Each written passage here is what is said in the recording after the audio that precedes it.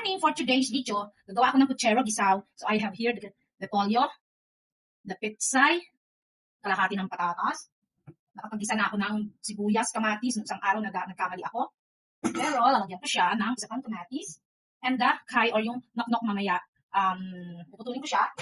And the saging saba, I have ito na mag-umpisa ng mag-gisa. Sandali nga. Okay? So, gisa-gisa. Gisa ulit yung sibuyas at kamatis.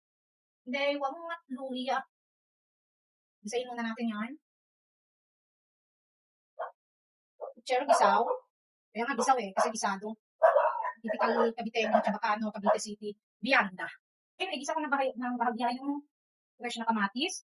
Isusunod ko ngayon, ereng, kai, o yung manok. Okay. Gisa-gisa lang yan, kaya nga gisaw, gisa-gisa lang. Lalagyan natin ng aswin. Okay.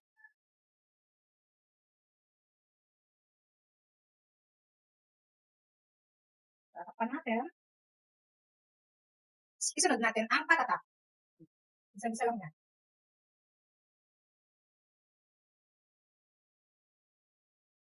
Tapan. Sunod si saging.